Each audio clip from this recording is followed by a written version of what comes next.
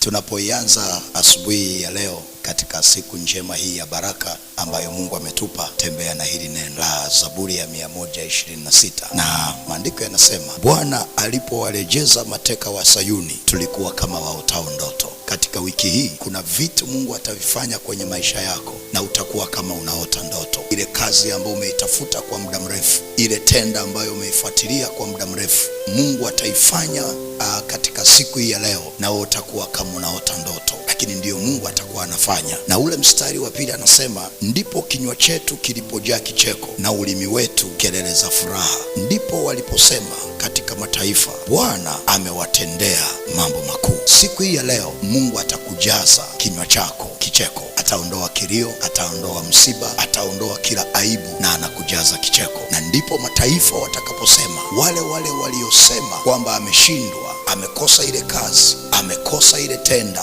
hao ndipo watakaposema, Bwana amekutendea mambo makuu. Na mimi nakuombea katika hii siku ya leo, Bwana akutendee mambo makuu katika jina la Yesu Kristo wa Nazareti. Na ule mstari wa 3 anasema, Bwana alitutendea mambo makuu, tulikuwa tukifurahi. Bwana alitutendea. Mungu anaenda kukufurahisha. Mungu anaenda kukutendea mambo makuu yatakayoondoa kilio na yatakayoondoa aibu. Hayo mambo Mungu anayoenda kuyatenda yataleta kicheko. Utakuwa kama unaota ndoto, lakini ndiyo Mungu amefanya. Na maandiko yanasema, yasiyowezekana kwa wanadamu, kwa Mungu yanawezekana. Na Mungu hahitaji miaka 1000 ili kukufanyia muujiza au kubadilisha maisha yako au kuondoa machozi kwenye maisha yako. Anahitaji siku moja tu, na hiyo siku ni siku hii ya leo. Na hii siku ndiyo siku Mungu aliyoifanya, na wewe utaifurahia na kuishangilia, kwa sababu anaenda kukutendea mambo makuu kwenye biashara, kwenye maisha yako, kwenye mahusiano, na kwenye kila eneo la maisha yako. Anaenda kukutendea mambo makuu, na wewe utakuwa kama unaota ndoto, lakini ndio Mungu amefanya. Ule mstari wa 5 anasema, wapandao kwa machozi watavuna kwa kelele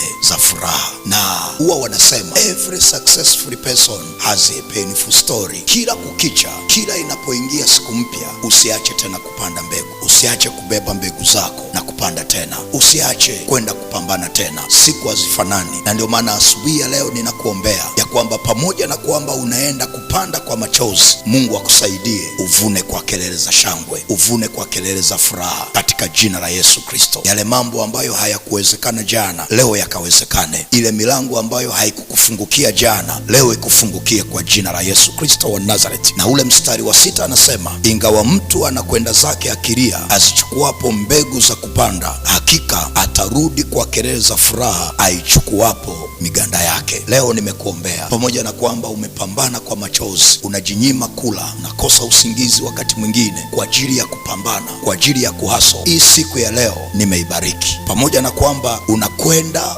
ukiwa umezibeba mbegu za kupanda kwa machozi, Mungu akusaidie leo ukavune kwa kelele za shangwe. Na mimi nimeibariki siku ya leo, ikawe baraka kwenye maisha yako, na lolote lifanyalo likafanikiwe kwa jina la Yesu. Na Mungu akakufungulie milango, na Mungu akakubariki. Biashara yako imebarikiwa, kazi yako imebarikiwa, na kila utakalotia mikono yako siku ya leo nimelibariki katika jina la Yesu. Na Bwana Mungu akubariki na kukulinda, na Bwana akuangazie nuru za uso wake siku ya leo, na akufadhili katika jina la Mungu Baba na Mwana na Roho Mtakatifu. Amen.